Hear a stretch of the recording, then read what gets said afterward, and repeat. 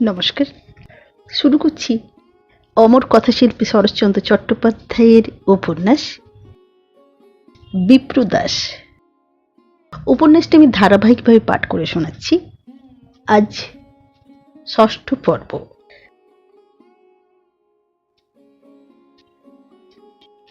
বিপ্রদাস সহাস্যে হাত বাড়াইয়া বলিল, করলুম তোমাকে সেই আশীর্বাদ। আজ থেকে মানুষ খোঁজা যেন তোমার শেষ হয়, যে তোমার চিরদিনের তাকে যেন তিনিই তোমাকে দান করেন। কথাটাকে অপমানকর পরিহাস মনে করিয়া বন্দনা রাগিয়া বলিল, আপনি ভুল করছেন মুখুজ্জে মশাই। মানুষ খুঁজে বেড়ানোই আমার পেশা নয়, তারা আলাদা। কিন্তু হঠাৎ আজ কেন এসেছি এই কথাটাই আপনাকে বলা হয়নি। এদিক দিয়ে সত্যিই আমার একটা মস্ত ভুল ভেঙে গেছে। এখানে আপনাদের সংস্রবে এসে ভেবেছিলুম এইসব আচার বিচার বুঝি সত্যিই ভালো। খাওয়া ছোঁয়ার নিয়ম মেনে চলা, ফুল তোলা, চন্দন ঘষা, পুজোর সাজগোজ করা, আরও কত কি খুঁটিনাটি। মনে করতুম এসব বুঝি সত্যিই মানুষকে পবিত্র করে তোলে। কিন্তু এবার মাসিমার বাড়িতে কি এ মূঢ়তা ঘটেছে। দিন কয়েক কি পাগলামিই না করেছিলুম মুখুজ্জে মশাই, যেন সত্যি এসব বিশ্বাস করি, যেন আমাদের শিক্ষায় সংস্কারে সত্যি কোথাও এর থেকে প্রভেদ নেই। এই বলিয়ে সে জোর করিয়া হাসিতে লাগিল। ভাবিয়েছিল কথাটা হয়তো বিপ্রদাসকে ভারী আঘাত করবে, কিন্তু দেখিতে পাইল একেবারেই না। তাহার ছদ্ম হাসিতে সে প্রসন্ন হাসি যোগ করিয়া বলিল, আমি জানতুম বন্দনা। তোমার কি মনে নেই আমি সতর্ক করে একদিন তোমাকে বলেছিলুম এসব তোমার জন্যে নয়, এসব করতে তুমি যেও না। সেই মূঢ়তা ঘুচেছে জেনে আমি খুশিই হলুম। মনে করেছিলে শুনে বুঝি বড় কষ্ট পাব, কিন্তু তা নয়। যার যা স্বাভাবিক নয় তা না করলে আমি দুঃখ বোধ করি নে।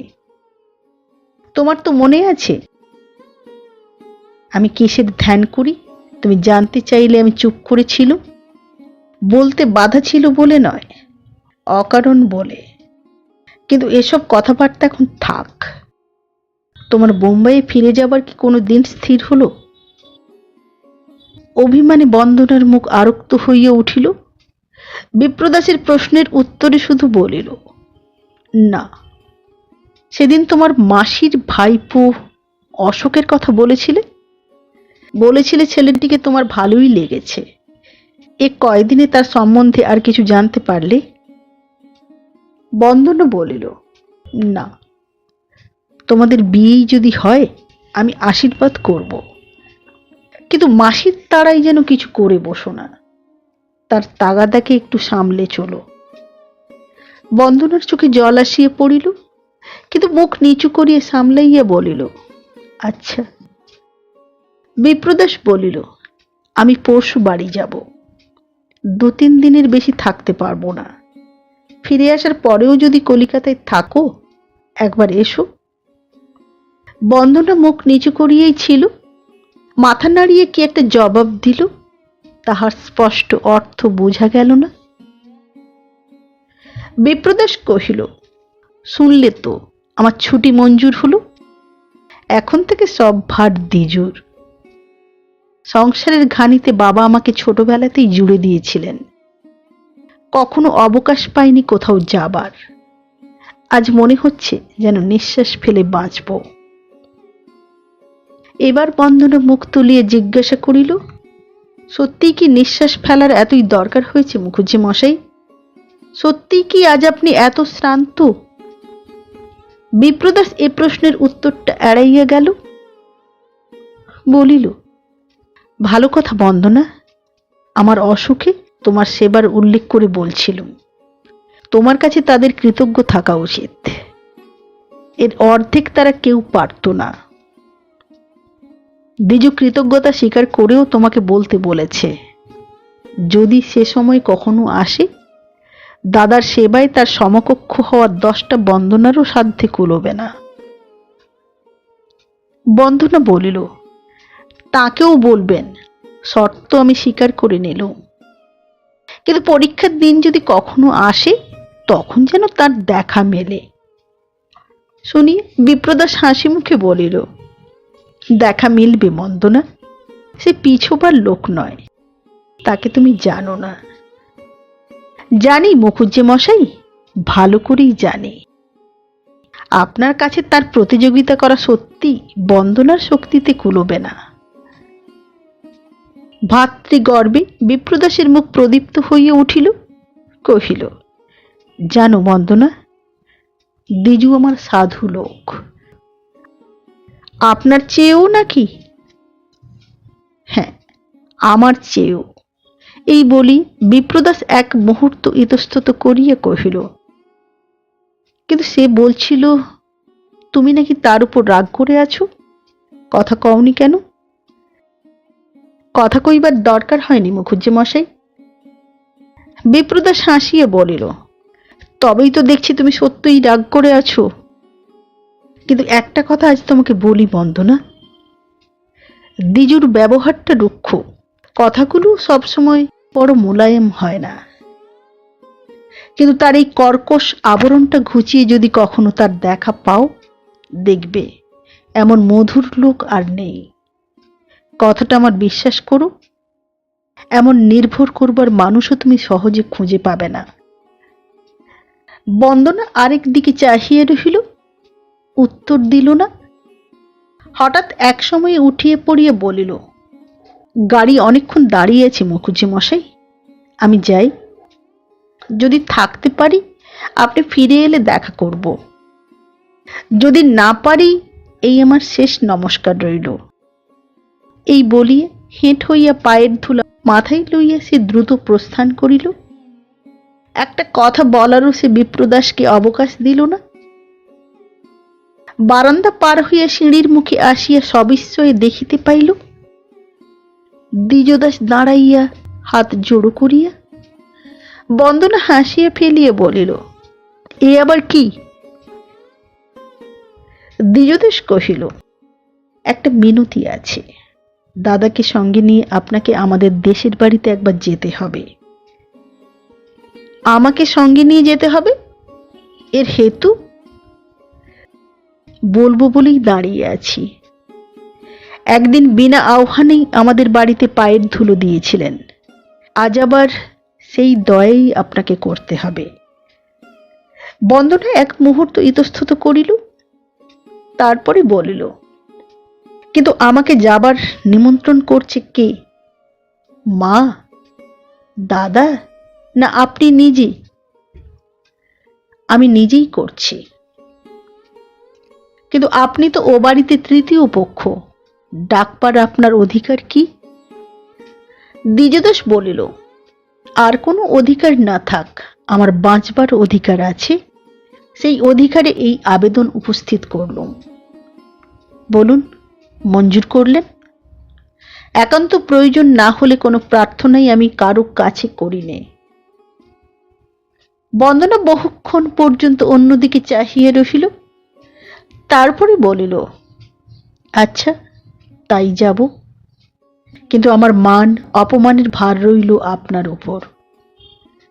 দ্বিজদাস সকৃতজ্ঞ কণ্ঠে কহিল, আমার সাধ্য সামান্য, তবু নিলুম সেই ভার। বন্দনা বলিল, বিপদের সময়ে একথা ভুলবেন না যেন। দ্বিজদাস বলিল, না, ভুলব না। অনেক দিনের পরে বিপ্রদাস নিচের অফিস ঘরে আসিয়া বসিয়াছে। সম্মুখে টেবিলের পরে কাগজপত্রের স্তূপ। কতদিনের কত কাজ বাকি। দেহ ক্লান্ত, কিন্তু দ্বিজুর ভরসায় ফেলিয়ে রাখাও আর চলে না। একটা খেরো বাঁধানো মোটা খাতা টানিয়ে লইয়া সে পাতা উল্টাইতেছিল। বাহিরে মোটরের বাঁশি কানে গেল এবং অনতি বিলম্বে পুবের খোলা দরজা দিয়ে বন্দনা প্রবেশ করিল। আজ একা নয়, সঙ্গে একটি অপরিচিত যুবক। পরনে ধুতি পাঞ্জাবি, পায়ে ফুলকাটা কটকি চটি এবং কাঁধ হইতে তির্যক ভঙ্গিতে জড়ানো মোটা সাদা চাদর। বয়স ৩০-এর নিচে, দেহের গঠন আরেকটু দীর্ঘচ্ছন্দের হইলে অনায়াসে সুপুরুষ বলা চলিত। বিপ্রদাস অভ্যর্থনা করিতে চেয়ার ছাড়িয়া উঠিয়া দাঁড়াইল। বন্দনা কহিল, মুখুজ্জে মশাই, ইনি মিস্টার চাউন্ড্রি, বারেট ল। কিন্তু এখানে অশোকবাবু বলে ডাকলেও অফেন্স নিতে পারবেন না, এই শর্তে আলাপ করিয়ে দিতে রাজি হয়ে সঙ্গে এনেছি। আলাপ হবে, কিন্তু তার আগে আপন কর্তব্যটা সেরে নেই।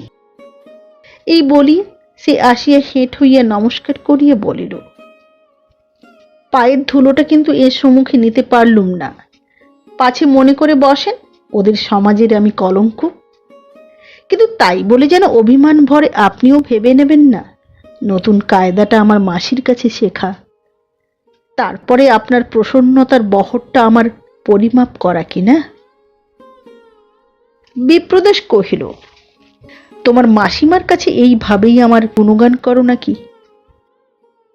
নবাগত যুবকটির প্রতি ফিরিয়ে চাহিয়ে বলিল, বন্দনার মুখে আপনার কথা এত বেশি শুনেছি যে অসুস্থ না থাকলে আমি নিজেই যেতুম আলাপ করতে। দেখেই মনে হলো চেহারাটা পর্যন্ত চেনা, যেন কতবার দেখেছি। ভালোই হলো, অযথা বিলম্ব না করে উনি নিজেই সঙ্গে করে আনলেন। ভদ্রলোক প্রত্যুত্তরে কি একটা বলিতে চাহিল, কিন্তু তাহার পূর্বেই বন্দনা শাসনের ভঙ্গিতে তর্জনী তুলিয়া কহিল, মুখুজ্জে মশাই, অত্যুক্তি অতিশয়োক্তিকে ছাড়িয়ে প্রায় মিথ্যার কোঠায় এলো। এবার থামুন, নইলে হাঙ্গামা করব। বিপ্রদাস কহিল, ইহার অর্থ? ইহার অর্থ এই হয় যে আমাদের অতি সাধারণের মতো সত্যি মিথ্যে যা খুশি বানিয়ে বলা আপনারও চলে। আপনি মোটেই অসাধারণ ব্যক্তি নয়, ঠিক আমাদের মতোই সাধারণ মনুষ্য। বিপ্রদাস কহিল, না, সকলকে জিজ্ঞেস করো, তারা এক বাক্যে সাক্ষ্য দেবে তোমার অনুমান অশ্রদ্ধেয়, অগ্রাহ্য।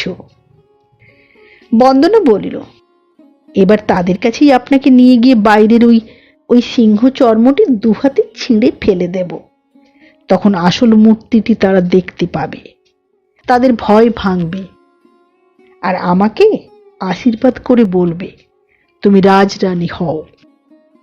বিপ্রদাস হাসিয়ে বলিল, আশীর্বাদে আপত্তি নেই, এমনকি নিজে করতেও প্রস্তুত। কিন্তু আশীর্বাদ তো তোমরা চাও না, বলো কুসংস্কার, বলো ও শুধু কথার কথা। ফের খোঁচা দেবার চেষ্টা। কে বলেছে গুরুজনদের আশীর্বাদ আমরা চাইনি? কে বলেছে কুসংস্কার?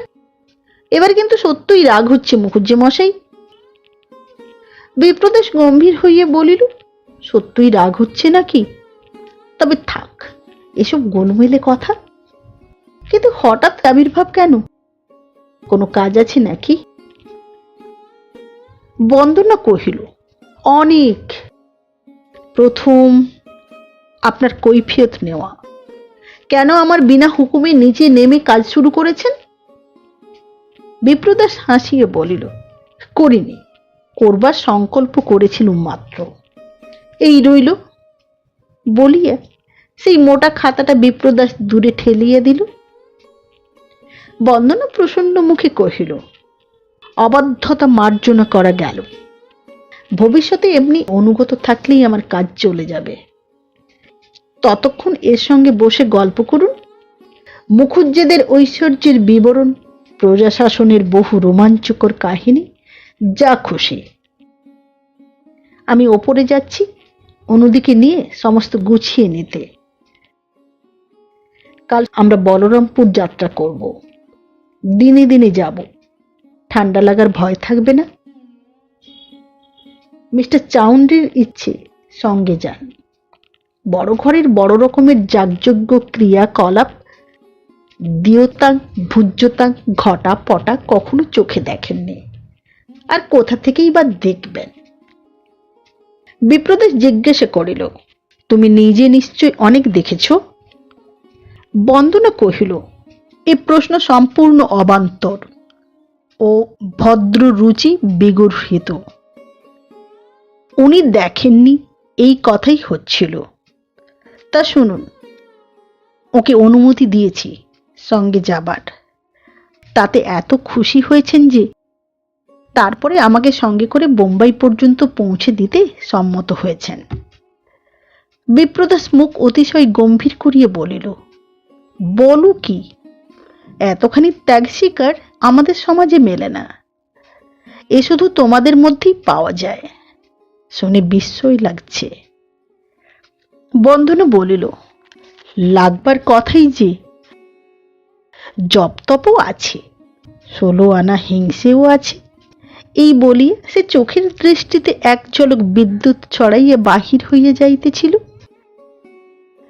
বিপ্রদাস তাহাকে ডাকিয়া কহিল, এ যেন কথামালার সেই কুকুরের ভুসি আগলানোর গল্প। খাবেও না, আর ষাঁড়ের দল এসে যে মনের সাধে চিবোবে তাও দেবে না। মানুষ বাঁচে কি করে বলতো? বন্দনা দ্বার প্রান্তে থমকে দাঁড়াইয়া কৃত্রিম রোষে ভ্রু কুঞ্চিত করিল, বলিল, ঠিক আমাদের মতোই সাধারণ মানুষ, কিচ্ছু তফাৎ নেই। লোকগুলো কেবল মিথ্যে ভয় করে মরে। বিপ্রদাস হাসিয়ে বলিল, তুমি গিয়ে এবার তাদের ভয় ভেঙে দিয়ে এসো বন্দনা। হ্যাঁ, তাই তো যাচ্ছি, এবং ভুসির সঙ্গে একজনের উপমা দেবার দুর্বুদ্ধিরও শোধ নিয়ে আসব। এই বলিয়া বন্দনা দীপ্ত কটাক্ষে পুনরায় তড়িৎ বৃষ্টি করিয়া দ্রুত পদে অদৃশ্য হইয়া গেল। বিপ্রদাস কহিল, মিস্টার অশোক সবিনয়ে বাধা দিল, না না, বলবেন না। ওটাকে বাঁধবে না বলেই ধুতি, চাদর এবং চটি জুতো পরে এসেছি বিপ্রদাস বাবু। উনি ভরসা দিয়েছিলেন যে। বিপ্রদাস মনে মনে খুশি হইয়া বলিল, ভালোই হলো অশোকবাবু, সম্বোধনটা সহজ দাঁড়ালো। পাড়াগাঁয়ের মানুষ, মনেও থাকে না, অভ্যাসও নেই। এবার স্বচ্ছন্দে আলাপ জমাতে পারবো। শুনলুম আমাদের পল্লীগ্রামের বাড়িতে যেতে চেয়েছেন। সত্যিই যদি যান তো কৃতার্থ হব। আমাদের সংসারের কর্ত্রী আমার মা, তার পক্ষ থেকে আপনাকে আমি সসম্মানে আমন্ত্রণ করছি। বিপ্রদাসের বিনয়ী বচনে অশোক পুলকিত চিত্তে বলিল, নিশ্চয়ই যাব, নিশ্চয়ই যাব। কত দরিদ্র অনাথ আতুর আসবে নিমন্ত্রণ রাখতে, কত অধ্যাপক পণ্ডিত উপস্থিত হবেন বিদায় গ্রহণ করতে। আনন্দোৎসবে কত খাওয়া দাওয়া, কত আসা যাওয়া, কত বিচিত্র আয়োজন আমি কখনো দেখিনি। বিপ্রদাস হাসিয়ে বলিল, সমস্ত বাড়ানো কথা অশোকবাবু। বন্দনা শুধু রহস্য করেছে। রহস্য করে তার লাভ কি বিপ্রদাস বাবু? একটা লাভ আমাদের অপ্রতিভ করা, বলরামপুরের মুখুজ্জেদের উপর সে মনে মনে চটা। দ্বিতীয় লাভ, আপনাকে সে কোনো ছলে বোম্বাইয়ে টেনে নিয়ে যেতে চায়। অশোক বলিল, প্রয়োজন হলে বোম্বাই পর্যন্ত আমাকে সঙ্গে যেতে হবে, এ কথা আছে। কিন্তু মুখুজ্জেদের পরে সে চটা আপনাদের সে লজ্জিত করতে চায়, এমন হতেই পারে না। কালও বলরামপুরে যাবার স্থির ছিল না, কিন্তু আপনাদের কথা নিয়েই ওর মাসির সঙ্গে হয়ে গেল ঝগড়া। মাসি বললেন, বিপ্রদাসের মা সর্বসাধারণের হিতার্থে যদি জলাশয় খনন করিয়ে থাকেন তো তার প্রশংসা করি, কিন্তু ঘটা করে প্রতিষ্ঠা করার কোনো অর্থ নেই। ওটা কুসংস্কার। কুসংস্কারে যোগ দিয়ে আমি অন্যায় মনে করি। বন্দনা বললেন, ওরা বড় লোক, বড় লোকের কাজকর্মে ঘটা তো হয়েই থাকে মাসিমা, তাতে আশ্চর্যের কি আছে? আমার পিসিমা বললেন, বড় লোকের অপব্যয় আশ্চর্যের কিছু নেই মানি, কিন্তু ও তো কেবল ওই নয়, ওটা কুসংস্কার। তোমার যাওয়াতেই আমার আপত্তি। বন্দনা বললেন, আমি কিন্তু কুসংস্কার মনে করিনি মাসিমা, বরঞ্চ এই মনে করি যে যা জানিনি, জানার কখনো চেষ্টা করিনি, তাকে সরাসরি বিচার করতে যাওয়াই কুসংস্কার। ওর জবাব শুনে পিসিমা রাগে জ্বলে গেলেন। জিজ্ঞাসা করলেন, তোমার বাবার অনুমতি নিয়েছ? বন্দনা উত্তর দিলেন, বাবা বারণ করবেন না আমি জানি। দিদির স্বামী অসুস্থ, তাকে সঙ্গে করে নিয়ে যাবার ভার পড়েছে আমার ওপর। ভার দিলে কে শুনি? তিনি নিজেই বোধ হয়। প্রশ্ন শুনে বন্দনা যেন অবাক হয়ে চেয়ে রইলেন। আমার মনে হলো তার মাথায় দ্রুত রক্ত চড়ে যাচ্ছে। এবার হঠাৎ কি একটা বলে ফেলবেন, কিন্তু সেসব কিছুই করলেন না। শুধু আস্তে আস্তে বললেন, যে যা খুশি জিজ্ঞেস করলেই যে আমাকে জবাব দিতে হবে, ছেলেবেলা থেকে এ শিক্ষা আমার হয়নি মাসিমা। পরশু সকালে মুখুজ্জি মশাইকে নিয়ে আমি বলরামপুরে যাব, এর বেশি তোমাকে বলতে পারবো না। পিসিমা রাগ করে উঠে গেলেন। আমি বললুম, আমাকে সঙ্গে নিয়ে যাবেন? আমার ভারী ইচ্ছে করে ওইসব আচার অনুষ্ঠান চোখে দেখি। বন্দনা বললেন, কিন্তু সেসব যে কুসংস্কার অশোকবাবু, চোখে দেখলেও যে আপনাদের জাত যায়। বললুম, যদি আপনার না যায় তো আমারও যাবে না, আর যদি যায় তো দুজনেরই একসঙ্গেই জাত যাক, আমার কোনো ক্ষতি নেই। বন্দনা বললেন, আপনি তো বিশ্বাস করেন না, সেসব চোখে দেখলে যে মনে মনে হাসবেন। বললুম, আপনি কি বিশ্বাস করেন নাকি? তিনি বললেন, না করিনি, কিন্তু মুখুজ্জি মশাই করেন। আমি কেবল আশা করি তার বিশ্বাসই যেন একদিন আমারও সত্যি বিশ্বাস হয়ে ওঠে। বিপ্রদাস বাবু, আপনাকে বন্দনা মনে মনে পুজো করে। এত ভক্তি সে জগতে কাউকে করে না। খবরটা অজানা নয়, নূতনও নয়, তথাপি অপরের মুখে শুনিয়ে তাহার নিজের মুখ একেবারে ফ্যাকাশে হইয়া গেল। ক্ষণেক পরে প্রশ্ন করিল, আপনাদের যে বিবাহের প্রস্তাব হয়েছিল সে কি স্থির হয়ে গেছে? বন্দনা সম্মতি দিয়েছেন? না, কিন্তু অসম্মতিও জানান নেই। এটা আশার কথা অশোকবাবু, চুপ করে থাকাটা অনেক ক্ষেত্রেই সম্মতির চিহ্ন। অশোক সকৃতজ্ঞ চক্ষে ক্ষণকাল চাহিয়ে থাকিয়া বলিল, নাও হতে পারে, অন্তত নিজে আমি এখনো তাই মনে করি। একটু থামিয়ে কহিল, মুশকিল হয়েছে এই যে আমি গরিব, কিন্তু বন্দনা ধনবতী। ধনে আমার লোভ নেই তা নয়, কিন্তু পিসিমার মতো ওইটে আমার একমাত্র লক্ষ্য নয়। একথা বোঝাবো কি করে যে পিসিমার সঙ্গে আমি চক্রান্ত করিনি। এই লোকটির প্রতি মনে মনে বিপ্রদাসের একটা অবহেলার ভাব ছিল। তাহার বাক্যের সরলতায় এই ভাবটা একটু কমিল। সদয় কণ্ঠে কহিল, পিসির ষড়যন্ত্রে আপনি যে যোগ দেননি, সত্যি হলে একথা বন্দনা একদিন বুঝবেই। তখন প্রসন্ন হতেও তার বিলম্ব হবে না। ধনের পরিমাণ নিয়েও তখন বাধা ঘটবে না। অশোক উৎসুক কণ্ঠে প্রশ্ন করিল, এ কি আপনি নিশ্চয়ই জানেন বিপ্রদাসবাবু? ইহার জবাব দিতে গিয়ে বিপ্রদাস একটু ভাবিয়া বলিল, ওর যতটুকু জানি তাই তো মনে হয়। অশোক কহিল, আমার কি মনে হয় জানেন? মনে হয় ওর নিজের প্রসন্নতার চেয়েও আমার ঢের বেশি প্রয়োজন আপনার প্রসন্নতায়। সে যেদিন পাবো, আমার না পাবার কিছু থাকবে না। বিপ্রদাস সহাস্যে কহিল, আমার প্রসন্ন দৃষ্টি দিয়ে ও স্বামী নির্বাচন করবে, এমন অদ্ভুত ইঙ্গিত আপনাকে দিলে কে? বন্দনা নিজে যদি দিয়ে থাকে তো নিছক পরিহাস করেছে, এই কথাই কেবল বলতে পারি অশোকবাবু। না, পরিহাস নয়, এ সত্য। বিপ্রদাস সহাস্যে কহিল, কে বললে? অশোক এক মুহূর্ত নীরব থাকিয়া কহিল, এসব মুখ দিয়ে বলার বস্তু নয় বিপ্রদাস বাবু। সেদিন মাসিমার সঙ্গে ঝগড়া করে বন্দনা আমার ঘরে এসে ঢুকলেন।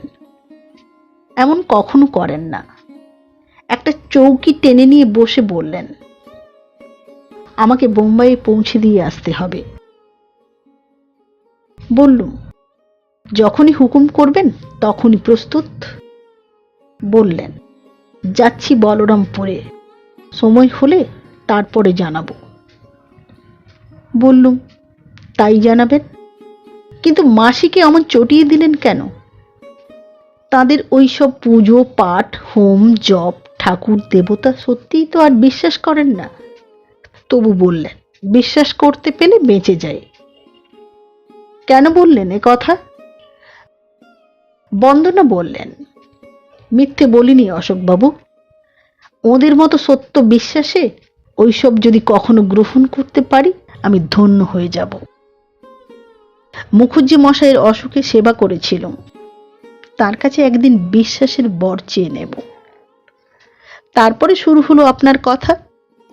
এত শ্রদ্ধা যে কেউ কাউকে করে, কারো শুভকামনায় কেউ যে এমন অনুক্ষণ মগ্ন থাকতে পারে, এর আগে কখনো কল্পনাও করিনি বিপ্রদাস বাবু। কথায় কথায় তিনি একদিনের একটা ঘটনার উল্লেখ করলেন। তখন আপনি অসুস্থ, আপনার পুজো আহ্নিকের আয়োজন তিনিই করেন।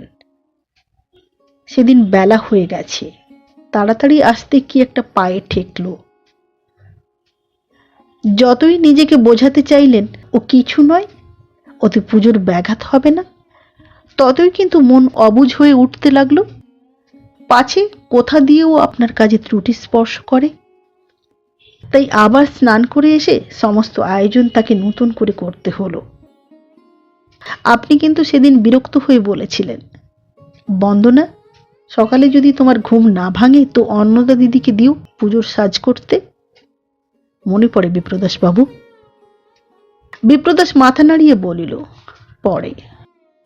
অশোক বলিতে লাগিল, এমনি কতদিনের কত ছোটখাটো বিষয় গল্প করে বলতে বলতে সেদিন রাত্রি অনেক হয়ে গেল। শেষে বললেন, মাসি তাদের কুসংস্কারের খোঁটা দিলেন। আমি নিজেও একদিন দিয়েছিলাম অশোকবাবু, কিন্তু আজ কোনটা ভালো কোনটা মন্দ বুঝতে আমার গোল বাঁধে। খাওয়ার বিচার তো কোনোদিন করিনি, আজন্মের বিশ্বাস, এতে দোষ নেই, কিন্তু এখন যেন বাধা ঠেকে। বুদ্ধি দিয়ে লজ্জা পাই, লোকের কাছে লুকোতে চাই, কিন্তু যখনই মনে হয় এসব উনি ভালোবাসেন না, তখনই মন যেন ওর থেকে মুখ ফিরিয়ে বসে। শুনিতে শুনিতে বিপ্রদাসের মুখ পাংশু হইয়া আসিল।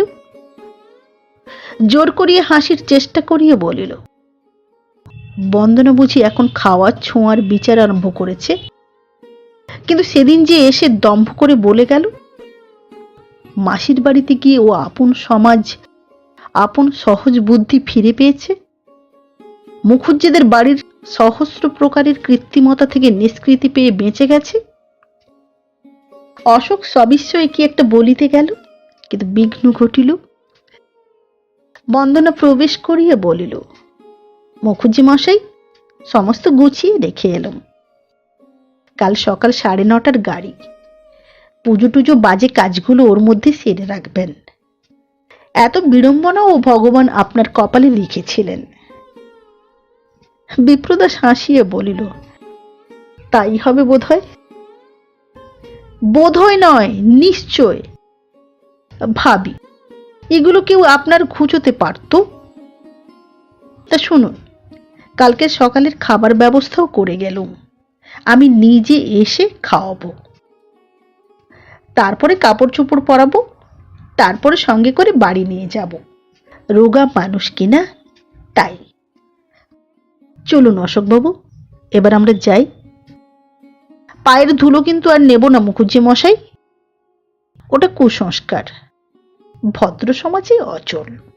এই বলি সে হাসিয়ে হাত দুটো মাথায় ঠেকাইয়া বাহির হইয়া গেল। পরদিন সকলেই বলরামপুরের উদ্দেশ্যে যাত্রা করিল। বাটির কাছাকাছি আসিতেই দেখা গেল দ্বিজদাস প্রায় রাজসূয় যজ্ঞের ব্যাপার করিয়াছে।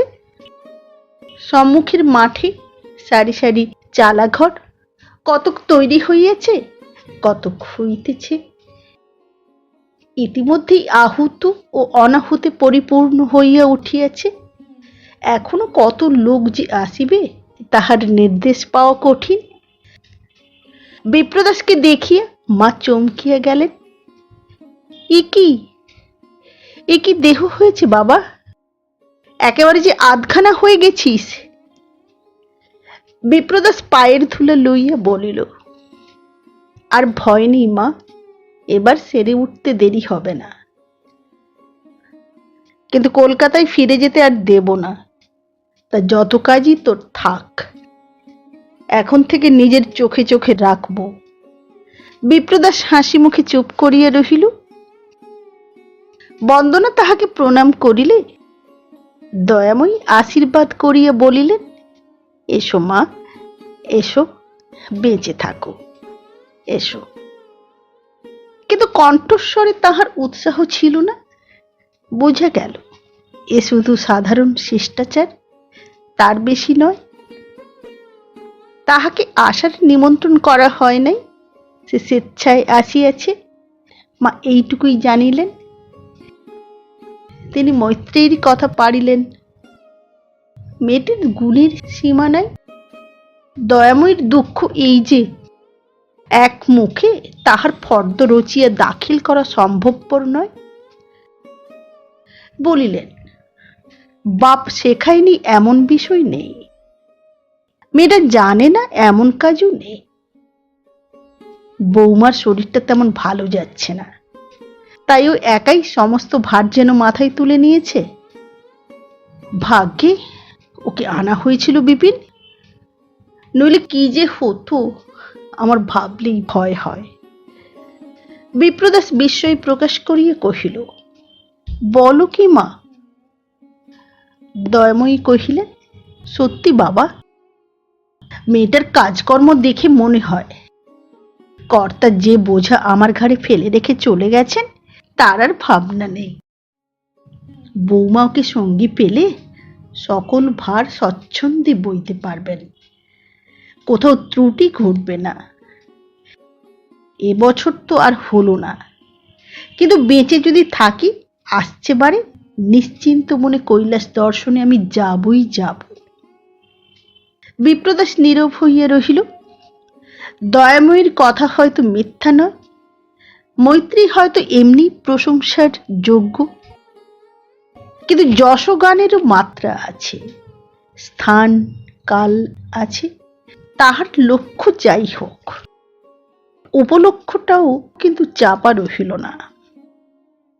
একটা অকরুণ অসহিষ্ণু ক্ষুদ্রতা তাহার সুপরিচিত মর্যাদায় গিয়ে যেন রূঢ় আঘাত করিল। হঠাৎ ছেলের মুখের পানে চাহিয়া দয়াময়ী নিজের এই ভুলটাই বুঝিতে পারিলেন, কিন্তু তখনই কি করিয়া যে প্রতিকার করিবেন তাহাও খুঁজিয়া পাইলেন না। দ্বিজদাস কাজের ভিড়ে অন্যত্র আবদ্ধ ছিল, খবর পাইয়া আসিয়া পৌঁছিল। বিপ্রদাস কহিল, কি ভীষণ কাণ্ড করেছিস দ্বিজু, সামলাবি কি করে? দ্বিজদাস বলিল, ভার তো আপনি নিজে নেননি দাদা, দিয়েছেন আমার ওপর, আপনার ভয়টা কিসের?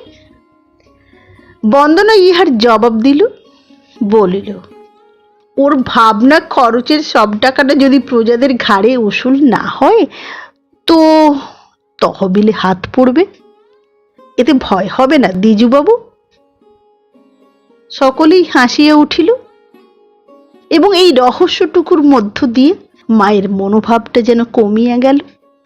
স্মিত মুখে কৃত্রিম রুষ্ট স্বরে বলিলেন, ওকে জ্বালাতন করতে তুমিও কি ঠিক তোমার বোনের মতোই হবে বন্দনা? ও আমার পরম ধার্মিক ছেলে, সবাই মিলে ওকে মিথ্যে খোঁটা দিলে আমার সয় না।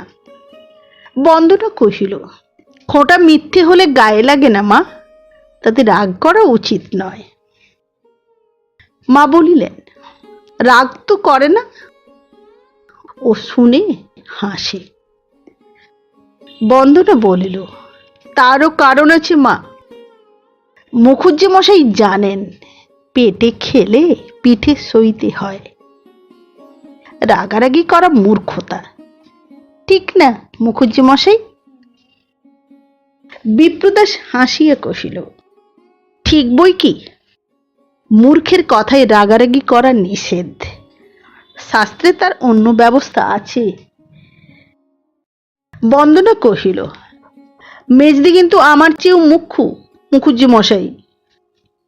বোধহয় আপনার শাস্ত্রের এই ব্যবস্থার জোরেই সবাই আপনাকে এত ভক্তি করে। এই বলিয়া সে হাসিয়া মুখ ফিরাইল। দ্বিজদাস হাসি চাপিতে অন্যত্র চাহিয়া রহিল এবং দয়াময়ী নিজেও হাসিয়া ফেলিলেন। বলিলেন, বন্দনা মেয়েটা বড় দুষ্টু, ওর সঙ্গে কারো কথাই পারবার জো নেই। একটু থামিয়া একটু গম্ভীর হইয়া কহিলেন, কিন্তু দেখো মা, কর্তাদের আমলে প্রজাদের ওপর এরকম যে একেবারেই হতো না তা বলি নে, কিন্তু তোমাকে তো বলেছি বিপিন আমার পরম ধার্মিক ছেলে। যা অন্যায়, যা ওর যথার্থ প্রাপ্য নয়, সেও কিছুতেই নিতে পারে না। কিন্তু ভয় আমার দ্বিজুকে, ওর পরে। বিপ্রদাস প্রতিবাদ করিয়া বলিল, এ তোমার অন্যায় কথা মা। দ্বিজু করবে প্রজা পীড়ন? প্রজার পক্ষ নিয়ে ও আমাদের বিরুদ্ধেই একবার তাদের খাজনা দিতে নিষেধ করেছিল, সে কথা কি তোমার মনে নেই মা? মা বললেন, মনে আছে বলেই তো বলছি যে ন্যায্য দেনা দিতে বারণ করে। অন্যায় আদায় সেই পারে বিপিন, অপরে পারে না।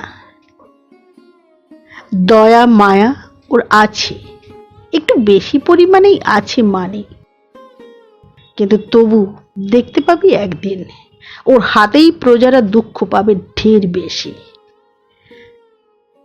না মা, না, পাবে না, তুমি দেখো। দয়াময়ী কহিলেন, ভরসা কেবল তুই আছিস বলে, নইলে এমন কেউ চাই যে ওকে ঠিক পথে চালিয়ে যেতে পারবে, নইলে ও নিজেও একদিন ডুববে, পরকেও ডোবাবে। দ্বিজদাস এতক্ষণ চুপ করিয়েছিল, এবার কথা কহিল। বলিল, তোমার শেষের কথাটা ঠিক হলো না মা। নিজে ডুববো সে হয়তো একদিন সত্যি হবে, কিন্তু পরকে ডোবাবো না, এ তুমি নিশ্চয়ই জেনো। মা বলিলেন, এটাও সুখের নয় দ্বিজু, ওটাও আনন্দের নয়। আসলে তোকে চালাবার একজন লোক থাকা চাই। দ্বিজদেশ কহিল, সেই কথাটাই স্পষ্ট করে বলো, সকলের ভাবনা ঘুচুক। আমাকে চালাবার কেউ একজন দরকার, কিন্তু সে জোগাড় তো তুমি প্রায় করে এনেছো মা। মা বলিলেন, যদি সত্যিই করে এনে থাকি সে তোর ভাগ্যি বলে জানিস। তর্ক বিতর্কের মূল তাৎপর্যটা এবার সকলের কাছে স্পষ্ট হইয়া পড়িল। মা বলিতে লাগিলেন, এত বড় যে কাণ্ড করে তুললি, কারো কথা শুনলি নে, বললি দাদার হুকুম, কিন্তু দাদা কি বলেছিল অশ্বমেধ করতে? এখন সামলাই কে বলতো? ভাগ্যে মৈত্রী এসেছিল, সেই তো শুধু ভরসা। দ্বিজদেশ বলিল, কাজটা আগে হয়ে যাক মা, তারপরে যাকে খুশি সনন্দ দিও, আমি আপত্তি করব না, কিন্তু এখনই তার তাড়াতাড়ি কি? বন্দনা জিজ্ঞাসা করিল, তখন সনন্দ সই করবে কে দ্বিজুবাবু? তৃতীয় পক্ষ নয় তো? দ্বিজদেশ কহিল, না, তৃতীয় পক্ষের সাধ্য কি? আজও মহাপরাক্রান্ত প্রথম ও দ্বিতীয় পক্ষ যে তেমনি বিদ্যমান। বলিতেই দুইজনেই হাসিয়া ফেলিল। বিপ্রদাস ও মা পরস্পরের মুখ চাওয়াচাই করিলেন, কিন্তু অর্থ বুঝিলেন না। অন্নদা আসিয়া বলিল, বন্দনা দিদি, কাল বড়বাবুর ওষুধগুলো যে গুছিয়ে তুললে, সেই কাগজের বাক্সটা তো দেখতে পাচ্ছি না, হারালো না তো? না, হারায়নি অনুদি, কলকাতার বাড়িতেই রয়ে গেছে। দয়াময়ী ভয় পাইয়া বলিলেন, উপায় কি হবে বন্দনা? এত বড় ভুল হয়ে গেল। বন্দনা কহিল, ভুল হয়নি মা, আসবার সময়ে সেগুলো ইচ্ছে করেই ফেলে এলো। দয়াময়ী বলিলেন, তার মানে? বন্দনা কহিল, ভাবলুম ওষুধ অনেক খেয়েছেন, আর নয়। তখন মা কাছে ছিলেন না, তাই ওষুধের দরকার হয়েছিল। এখন বিনা ওষুধেই সেরে উঠবেন, একটুও দেরি হবে না। কথাগুলি দয়াময়ীর অত্যন্ত ভালো লাগিল। তথাপি বলিলেন, কিন্তু ভালো করনি মা, পাড়া গাঁ, ডাক্তার বৈদ্যি তেমন মেলে না, দরকার হলে। অন্নদা বলিল, দরকার আর হবে না মা, হলে উনি নিশ্চয় আনতেন, কখনো ফেলে আসতেন না।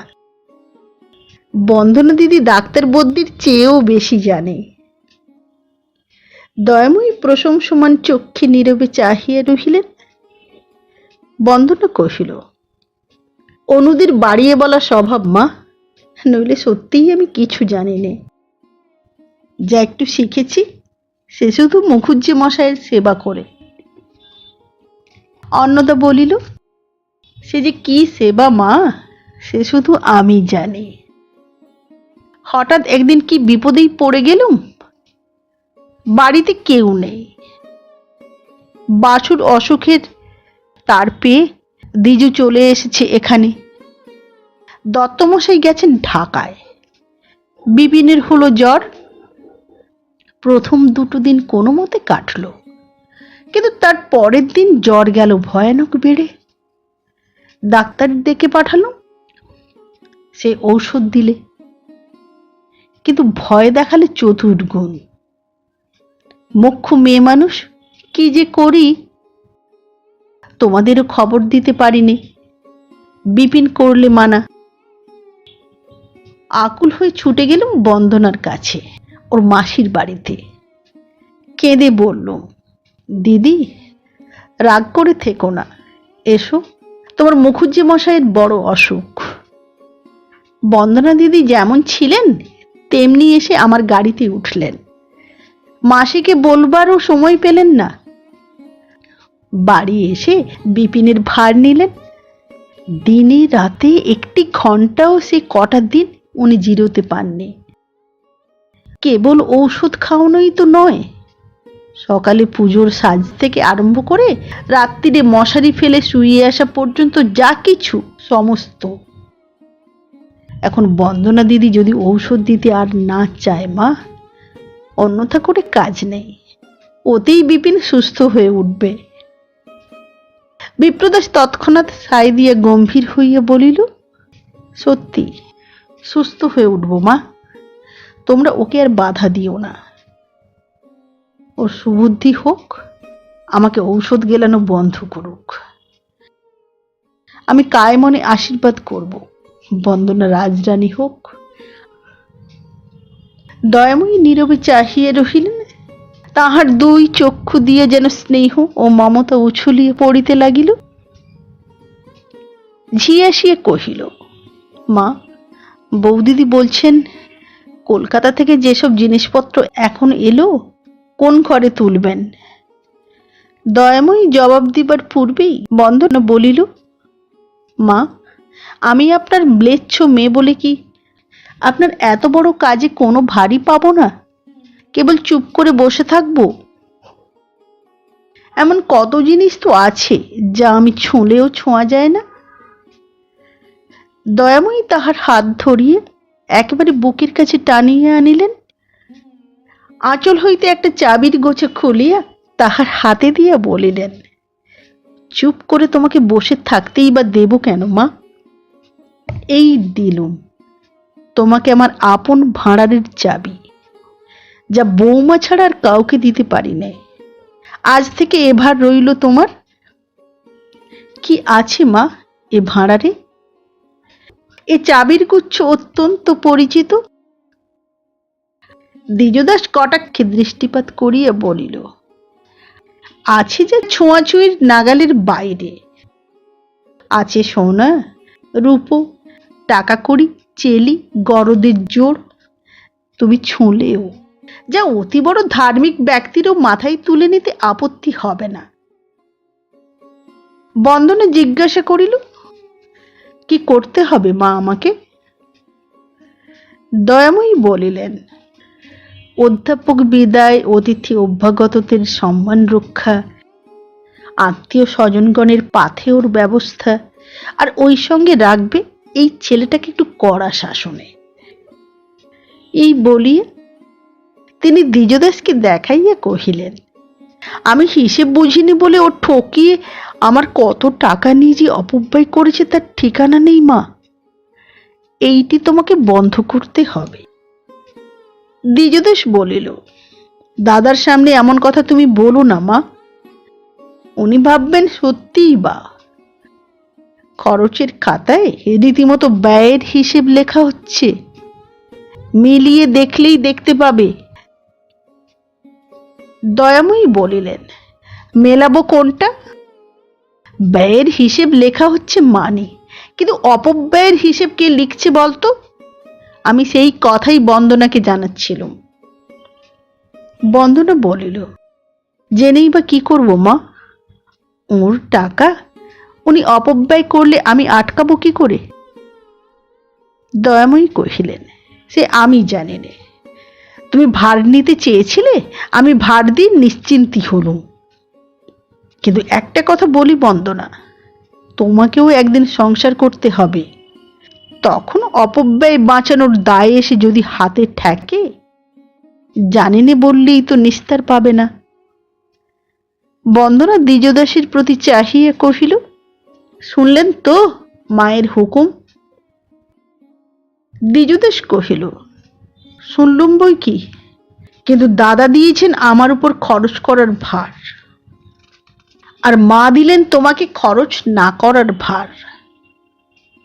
সুতরাং খণ্ডযুদ্ধ বাঁধবেই, তখন দোষ দিলে চলবে না। বন্দনা মাথা নাড়িয়ে স্মিত মুখে বলিল, দোষ দেবার দরকার হবে না দ্বিজুবাবু, ঝগড়া আমাদের হবে না।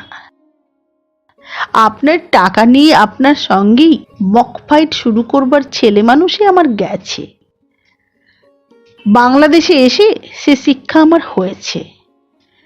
ঝগড়ার আগে মায়ের দেওয়া ভার মার হাতেই ফিরিয়ে দিয়ে আমি সরে যাব। দয়াময়ী ঠিক না বুঝিলেও বুঝিলেন এ অভিমান স্বাভাবিক। ব্যথিত কণ্ঠে কহিলেন, ভার আমি ফিরে নেব না মা, তোমাকেই এ বইতে হবে, কিন্তু এখানে আর নয়। ভেতরে চলো, তোমার কাজ তোমাকে আমি বুঝিয়ে দিই গে। এই বলিয়া হাত ধরিয়ে তাকে টানিয়ে লইয়া গেলেন। সেদিন বন্দনা এ বাড়িতে ঘণ্টা কয়েক মাত্র ছিল, কোথায় কি আছে দেখিবার সুযোগ পায় নাই। আজ দেখিল মহলের পরে মহলের যেন শেষ নাই। আশ্রিত আত্মীয়ের সংখ্যা কম নয়। বউ, ঝি, নাতি, পুতি লইয়া প্রত্যেকের এক একটি সংসার। ওদিকটাই আছে কাছারি বাড়ি ও তাহার আনুষঙ্গিক যাবতীয় ব্যবস্থা, কিন্তু এ অংশে আছে ঠাকুর বাড়ি, রান্না বাড়ি, দয়াময়ীর বিরাট গোশালা এবং উচ্চ প্রাচীর বেষ্টিত বাগান ও পুষ্করিণী। দ্বিতলের পূবের ঘরগুলো দয়াময়ীর। তাহারই একটার সম্মুখে বন্দনাকে আনিয়ে তিনি বলিলেন, মা, এই ঘরটি তোমার, এরই সব ভার রইল তোমার ওপর। ওধারের বারান্দায় বসিয়ে সতী ও মৈত্রী কি কতকগুলো দ্রব্য মনোযোগে পরীক্ষা করিতেছিল। দয়াময়ীর কণ্ঠস্বরে মুখ তুলিয়া চাহিল এবং বন্দনাকে দেখিতে পাইয়া দুইজনেই কাজ ফেলিয়া কাছে আসিয়া দাঁড়াইল। সে যে সত্যই আসিবে এ প্রত্যাশা কেহ করে নাই। দিদির পায়ের ধুলা লইয়া বন্দনা মৈত্রেয়ীকে নমস্কার করিল।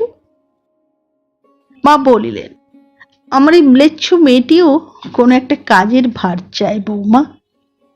চুপ করে বসে থাকতে ও নারাজ। তোমাদের দিয়েছি নানা কাজ, ওকে দিলাম আমার এই ভাঁড়ারের চাবি। মৈত্রেয়ী জিজ্ঞাসা করিল, এ ভাঁড়ারে কি আছে মা? আছে এমন সব জিনিস যা ম্লেচ্ছ মেয়েতে ছুঁলেও ছোঁয়া যায় না। এই বলি দয়াময়ী সকৌতুকে হাসিয়া বন্দনাকে দিয়ে ঘর খুলাইয়া সকলে ভিতরে আসিয়া দাঁড়াইলেন। মেঝের উপর থরে থরে সাজানো রূপার বাসন। ব্রাহ্মণ পণ্ডিতদের মর্যাদা দিতে হইবে। কলিকাতা হইতে ভাঙাইয়া টাকা সিকি প্রভৃতি আনানো হইয়াছে। থলিগুলা স্তূপাকার করিয়া এক স্থানে রাখা। গরদ প্রভৃতি বহুমূল্য বস্ত্র সকল বস্তাবন্দি হইয়া এখানে পড়িয়া খুলিয়া দেখার অবসর ঘটে নাই। এ সকল ব্যতীত দয়াময়ীর আলমারি সিন্দুকও এই ঘরে। হাত দিয়ে দেখাইয়া হাসিয়া বলিলেন, বন্দনা, ওর মধ্যেই রয়েছে আমার যথা সর্বস্ব। আর ওর পরেই দ্বিজুর আছে সবচেয়ে লোভ। এইখানেই পাহারা দিতে হবে মা তোমাকে সবচেয়ে বেশি। আমার মতো তোমাকেও যেন ফাঁকি দিতে ও না পারে। বন্দনার বিপন্ন মুখের পানে চাহিয়া সতী ভগিনীর হইয়া বলিল, এত বড় কাজের ভার দেওয়া কি ওকে চলবে মা? অনেক টাকা কড়ির ব্যাপার। তাহার কথাটা শেষ হইবার পূর্বেই দয়াময়ী বলিলেন, অনেক টাকা কড়ির ব্যাপার বলেই তো ওর হাতে চাবি দিলুম বৌমা, নইলে দ্বিজু আমাকে দেউলে করে দেবে। কিন্তু ও যে বাইরের থেকে এসেছে মা। সতীর এ কথাটাও শেষ হইল না। দয়াময়ী হাসিয়া বলিলেন, বাইরের থেকে একদিন তুমিও এসেছিলে মা, আর তারও অনেক দিন আগে এমনি বাইরের থেকেই আমাকে আসতে হয়েছিল। ওটা আপত্তি নয় বৌমা, কিন্তু আর আমার সময় নেই, আমি চললুম। এই বলিয়া তিনি ঘর হইতে বাহিরে আসিয়া নিচে নামিয়া গেলেন। বন্দনা বলিল, তোমাদের বাড়িতে এসে এ কি জালে জড়িয়ে পড়লুম মেজদিদি, আমি যে নিঃশ্বাস ফেলবার সময় পাবো না। তাই তো মনে হচ্ছে বলিয়া সতী শুধু একটু হাসিল। সংসারে বিপদ যে কোথায় থাকে এবং কোন পথে কখন যে সে আত্মপ্রকাশ করে ভাবিলে বিস্মিত হইতে হয়। কাজের মাঝখানে কল্যাণী আসিয়া কাঁদিয়া বলিল, মা, উনি বলছেন ওর সঙ্গে আমাকে এক্ষুনি বাড়ি চলে যেতে হবে। ট্রেনের সময় নেই, স্টেশনে বসে থাকবেন সেও ভালো, তবু এ বাড়িতে আর এক দণ্ডও না। পুষ্করিণী প্রতিষ্ঠার শাস্ত্রীয় ক্রিয়া এইমাত্র চুকিয়াছে। এইমাত্র দয়াময়ী মণ্ডপ হইতে বাটিতে আসিয়া পা দিয়েছেন। ভীষণ ব্যস্ততার মধ্যে তিনি থমকে দাঁড়াইলেন।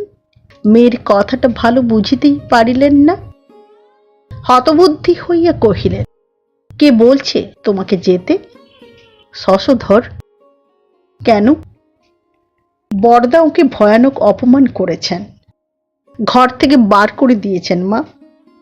এই বলিয়া কল্যাণী উচ্ছ্বসিত আবেগে কাঁদিতে লাগিল।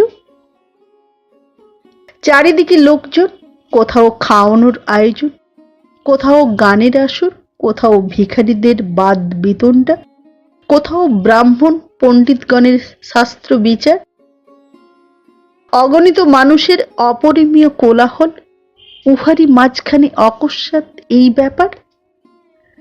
সতী ও মৈত্রেয়ী উপস্থিত হইল। বন্দনা ভাঁড়ারে চাবি দিয়া কাছে আসিয়া দাঁড়াইল। আত্মীয় কুটুম্বগণের অনেকেই কৌতূহলী হইয়া উঠিল। শশধর আসিয়া প্রণাম করিয়া বলিল, মা, আমরা চললুম। আসতে আদেশ করেছিলেন, আমরা এসেছিলুম, কিন্তু থাকতে পারলুম না। কেন বাবা? বিপ্রদাস বাবু তার ঘর থেকে আমাকে বার করে দিয়েছেন। তার কারণ কি বাবা? কারণ বোধ করি এই যে তিনি বড়লোক, অহংকারে চোখে কানে দেখতে শুনতে পান না। ভেবেছেন নিজের বাড়িতে ডেকে এনে অপমান করা সহজ। কিন্তু ছেলেকে একটু বুঝিয়ে দেবেন মা, আমার বাবাও জমিদারি রেখে গেছেন, সেও নিতান্ত ছোট নয়, আমাকেও ভিক্ষে করে বেড়াতে হয় না। দয়াময়ী ব্যাকুল হইয়া বলিলেন, আমি ডেকে পাঠাচ্ছি বাবা, কি হয়েছে জিজ্ঞাসা করি। আমার কাজ এখনো শেষ হলো না, ব্রাহ্মণ ভোজন বাকি, বৈষ্ণব ভিক্ষুকদের বিদায় করা হয়নি। তার আগেই যদি তোমরা রাগ করে চলে যাও শশধর, যে পুকুর এইমাত্র প্রতিষ্ঠা করলুম তাতেই ডুব দিয়ে মরব, তোমরা নিশ্চয় জেনো।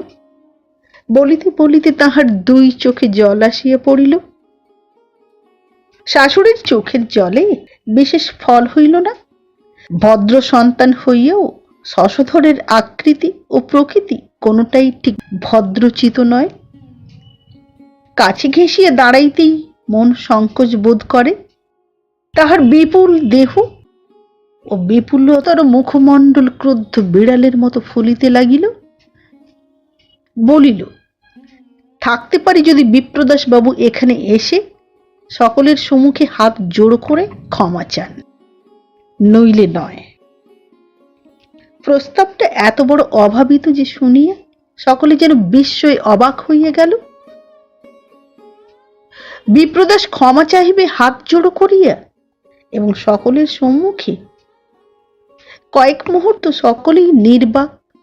সহসা পাংশু মুখে একান্ত অনুনয়ের কণ্ঠে সতী বলিয়া উঠিল, ঠাকুর জামাই, এখন নয় ভাই, কাজকর্ম চুকুক, রাত্রিরে মা নিশ্চয়ই এর একটা বিহিত করবেন। তোমাকে অপমান করা কি কখনো হতে পারে? অন্যায় করে থাকলে তিনি নিশ্চয় ক্ষমা চাইবেন। বন্দনার চোখের কোণ দুটো ঈষৎ স্ফুরিত হইয়া উঠিল, কিন্তু শান্ত কণ্ঠে কহিল, তিনি অন্যায় তো কখনো করেন না মেজদি।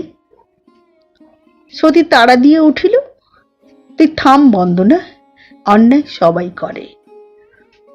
বন্দনা বলিল, না, তিনি করেন না। শুনিয়া মৈত্রী যেন জ্বলিয়ে গেল। তীক্ষ্ণস্বরে কহিল, কি করে জানলেন? সেখানে তো আপনি ছিলেন না। উনি কি তবে বানিয়ে বলছেন? বন্দনা ক্ষণকাল তাহার প্রতি চাহিয়া থাকিয়া কহিল, বানিয়ে বলার কথা তো আমি বলিনি, আমি শুধু বলেছি মুখুজ্জি মশাই অন্যায় করেন না। মৈত্রী প্রত্যুত্তরে তেমনি বক্র বিদ্রূপে কহিল, অন্যায় সবাই করে, কেউ ভগবান নয়। উনি বাবাকেও অসম্মান করতে ছাড়েননি। বন্দনা বলিল, তাহলে শশধর বাবুর মতো তাঁরও চলে যাওয়া উচিত ছিল, থাকা উচিত ছিল না। মৈত্রী প্রত্যুত্তরে তেমনি বক্র বিদ্রূপে জবাব দিল, সে কৈফিয়ত আপনার কাছে দেবার নয়, মীমাংসা হবে দ্বিজুবাবুর সঙ্গে, যিনি আহ্বান করে এনেছেন। সতী সরসে তিরস্কার করিল, তোর পায়ে পড়ি বন্দনা, তুই যা এখান থেকে, নিজের কাজে যা। শশধর দয়াময়ীকে লক্ষ্য করিয়া বলিল, আমি কিন্তু ন্যায় অন্যায়ের দরবার করতে আসিনি মা, এসেছি জানতে আপনার ছেলে জোর হাতে আমার কাছে ক্ষমা চাইবেন কিনা, নইলে চললুম, 1 মিনিটও থাকবো না। আপনার মেয়ে আমার সঙ্গে যেতে পারেন, নাও যেতে পারেন, কিন্তু তারপরে শ্বশুর বাড়ির নাম যেন আর মুখে না আনেন। এইখানেই আজই তার শেষ হয় যেন। এ কি সর্বনেশে কথা! শশধরের পক্ষে অসম্ভব কিছুই নয়। মেয়ে জামাইকে বাড়ি আনিয়া এ কি ভয়ঙ্কর বিপদ! সম্মুখে দাঁড়াইয়া কল্যাণী কাঁদিতেই লাগিল। পরামর্শ দিবার লোক নাই, ভাবিবার সময় নাই। ত্রাসে, লজ্জায় ও গভীর অপমানে দয়াময়ীর কর্তব্য বুদ্ধি আচ্ছন্ন হইয়া গেল। তিনি কি করিবেন ভাবিয়া না পাইয়া সভয়ে বলিলেন, তুমি একটু থামো বাবা, আমি বিপিনকে ডেকে পাঠাচ্ছি। আমি জানি কোথাও তোমার মস্ত ভুল আছে, কিন্তু এই এক বাড়ির লোকের মধ্যে এ কলঙ্ক প্রকাশ পেলে আমাকে আত্মহত্যা করতে হবে বাছা। শশধর কহিল, বেশ, আমি দাঁড়িয়ে আছি, তাকে ডাকান। বিপ্রদাস বাবু মিথ্যে করেই বলুন, এ কাজ তিনি করেননি। মিথ্যে কথা সে বলে না শশধর। এই বলিয়ে দয়াময়ী বিপ্রদাসকে ডাকাইতে পাঠাইলেন। মিনিট 5 পরে বিপ্রদাস আসিয়া দাঁড়াইল, তেমনি শান্ত, গম্ভীর ও আত্মসমাহিত। শুধু চোখের দৃষ্টিতে একটা উদাস ক্লান্ত ছায়া। তাহার অন্তরালে কি কথা যে প্রচ্ছন্ন আছে বলা কঠিন। দয়াময়ী উচ্ছ্বসিত আবেগে বলিয়া উঠিলেন, তোর নামে কি কথা শশধর বলে বিপিন? বলে তুই নাকি ওকে ঘর থেকে বার করে দিয়েছিস। এ কি কখনো সত্যি হতে পারে? বিপ্রদাস বলিল, সত্যি বই কি মা। ঘর থেকে সত্যিই বার করে দিয়েছিস আমার জামাইকে, আমার এই কাজের বাড়িতে? হ্যাঁ, সত্যিই বার করে দিয়েছি। বলেছি আর যেন না কখনো ও আমার ঘরে ঢোকে। শুনি দয়াময়ী বজ্রাহতের ন্যায় নিস্পন্দ হইয়া গেলেন। কিছুক্ষণে এই অভিভূত ভাবটা কাটিলে জিজ্ঞাসা করিলেন, কিন্তু কেন? সে তোমার না শোনাই ভালো মা। সতী স্থির থাকিতে পারিল না, ব্যাকুল হইয়া নিবেদন করিল, আমরা কেউ শুনতে চাই নাই, কিন্তু ঠাকুর জামাই কল্যাণীকে নিয়ে এক্ষুনি চলে যেতে চাচ্ছেন। এই এক বাড়ি লোকের মধ্যে ভেবে দেখো সে কত বড় কেলেঙ্কারি। ওকে বলো তোমার হঠাৎ অন্যায় হয়ে গেছে, বলো ওদের থাকতে।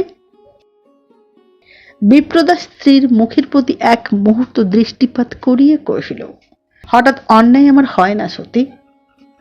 হয় হয়, হঠাৎ একটা অন্যায় সকলেরই হয়, বলো না ওদের থাকতে। বিপ্রদাস মাথা নাড়িয়ে কহিল, না, অন্যায় আমার হয়নি। স্বামী স্ত্রীর কথোপকথনের মাঝে দয়াময়ী স্তব্ধ হইয়াছিলেন। সহসা কে যেন তাহাকে নাড়া দিয়া সচেতন করিয়া দিল। তীব্র কণ্ঠে কহিলেন, ন্যায় অন্যায়ের ঝগড়া থাক। মেয়ে জামাই আমার চিরকালের মতো পর হয়ে যাবে এ আমি সইব না বিপিন। শশধরের কাছে তুমি ক্ষমা চাও। সে হয় না মা, সে অসম্ভব। সম্ভব অসম্ভব আমি জানি নে বিপিন, ক্ষমা তোমাকে চাইতেই হবে। বিপ্রদাস নিরুত্তরে স্থির হইয়া রহিল। দয়াময়ী মনে মনে বুঝিলেন এ অসম্ভবকে আর সম্ভব করা যাইবে না। ক্রোধের সীমা রহিল না, বলিলেন, বাড়ি তোমার একার নয় বিপিন, কাউকে তাড়াবার অধিকার কর্তা তোমাকে দিয়ে যাননি। ওরা এ বাড়িতেই থাকবে। বিপ্রদাস কহিল, দেখো মা, আমাকে ডেকে না পাঠিয়ে যদি তুমি এ আদেশ দিতে আমি চুপ করেই থাকতাম, কিন্তু এখন আর পারি নে। শশধর থাকলে এ বাড়ি ছেড়ে আমাকেই চলে যেতে হবে, আর ফেরাতে পারবে না। কোনটা চাও বলো? জীবনে এমন ভয়ানক প্রশ্নের উত্তর দিতে কোনোদিন কেহ তাহাকে ডাকে নাই। এত বড় দুর্ভেদ্য সমস্যার সম্মুখীন হইতেও কেহ বলে নাই। একদিকে মেয়ে জামাই, আরেকদিকে দাঁড়াইয়া তাহার বিপিন, যে শিশুকে বুকে করিয়া মানুষ করিয়াছেন, যে সকল আত্মীয়ের বড় আত্মীয়, দুঃখের সান্ত্বনা, বিপদের আশ্রয়, যে ছেলে তার প্রাণাধিক প্রিয়। এ অমর্যাদা তাহাকে মৃত্যু দিবে, কিন্তু সংকল্পচ্যুত করিবে না। বুঝিলেন সর্বনাশের অতল স্পর্শ গহর তার পায়ের নিচে। এ ভুলের প্রতিবিধান নাই, প্রত্যাবর্তনের পথ নাই। পরিণাম ইহা দৈবের মতোই অমোঘ, নির্মম ও অনন্য গতি। তথাপি নিজেকে শাসন করিতে পারিলেন না। অদম্য ক্রোধ ও অভিমানের ব্যথায় তাহাকে সম্মুখের দিকে ঠেলিয়ে দিল। কটুকণ্ঠে বলিলেন, এ তোমার অন্যায় জিত বিপিন। তোমার জন্য মেয়ে জামাইকে জন্মের মতো পর করে দেব এ হয় না বাছা। তোমার যা ইচ্ছে করো গে।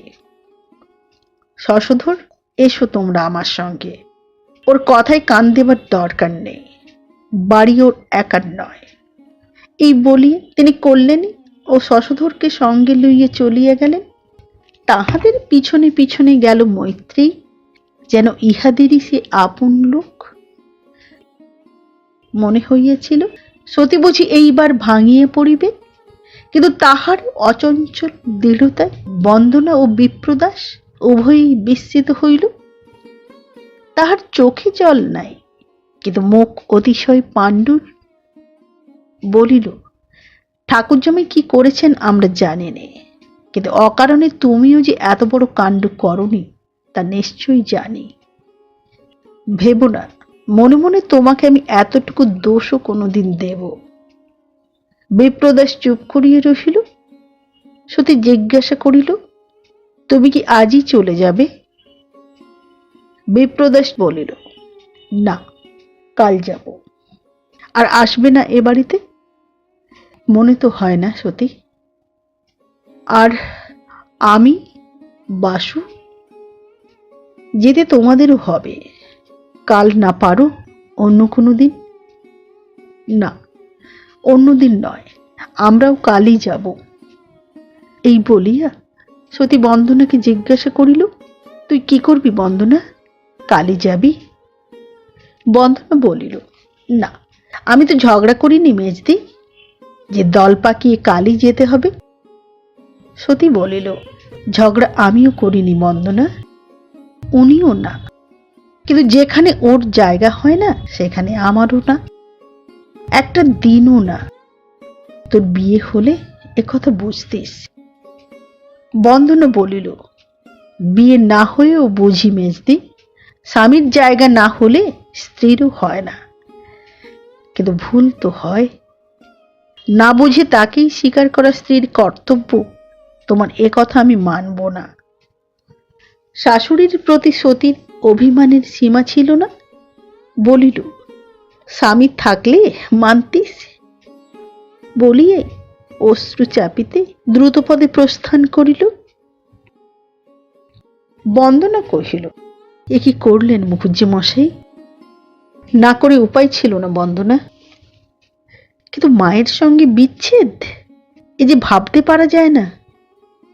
বিপ্রদাস বলিল, যায় না সত্যি, কিন্তু নতুন প্রশ্ন এসে যখন পথ আগলায় তখন নতুন সমাধানের কথা ভাবতেই হয়, এড়িয়ে চলবার ফাঁক থাকে না।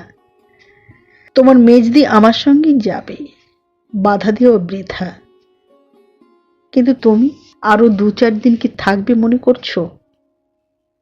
বন্দনা বলিল, কতদিন থাকতে হবে আমি জানি নে, কিন্তু নতুন প্রশ্ন আপনার যতই আসুক আমি কিন্তু সেই পুরনো পথেই তার উত্তর খুঁজে ফিরব। যে পথ প্রথম দিনটিতে আমার চোখে পড়েছিল, যেদিন হঠাৎ এসে এ বাড়িতে দাঁড়িয়েছিলাম, যার তুলনা কোথাও দেখিনি, যা আমার মনের ধারা চিরকালের মতো দিয়েছে বদলে। বিপ্রদাস ইহার উত্তর দিল না, শুধু ওষ্ঠ প্রান্তে তাহার একটুখানি ম্লান হাসির আভাস দেখা দিল। সে হাসি যেমন বেদনার তেমনি নিরাশার। কহিল, আমি বাইরে চললুম বন্দনা, আবার দেখা হবে। অশ্রু বাষ্পে বন্দনার চোখ ভরিয়ে উঠিয়াছে। বলিল, দেখা যদি হয় তখন শুধু দূর থেকে আপনাকে প্রণাম করব। কঠোর আপনার প্রকৃতি, কঠিন মন, না আছে স্নেহ, না আছে ক্ষমা। তখন বলতে যদি না পারি, সুযোগ যদি না হয়, এক্ষুনি বলে রাখি মুখুজ্জে মশাই, যাদের নিয়ে চলে আমাদের ঘরকন্যা, হাসি কান্না মান অভিমান, তাদের নিয়েই যেন চলতে পারি, তাদেরই যেন আপনার বলে এই জীবনে ভাবতে শিখি। আলে আর আলোর পিছনে আর যেন না পথ হারাই। একটু থামিয়ে বলিল, দূরে থেকে যখনই আপনাকে মনে পড়বে তখনই একান্ত মনে এই মন্ত্র জপ করব, তিনি নির্মল, তিনি নিষ্পাপ, তিনি মহৎ। মনের পাষাণ ফলকে তার লেশমাত্র দাগ পড়ে না। জগতে তিনি একক, কারো আপন তিনি নয়, সংসারে কেউ তার আপন হতে পারে না। এই বলিয়ে দু চোখে আঁচল চাপিয়ে সে ঘর ছাড়িয়ে চলিয়ে গেল। নমস্কার। বিপ্র দাস উপন্যাসটি ধারাবাহিকভাবে পাঠ করে শোনাচ্ছি। আজ এই পর্যন্ত। আবার দেখা হবে আগামী পর্বে উপন্যাসের পরবর্তী অংশ নিয়ে। আজকের মতো নমস্কার।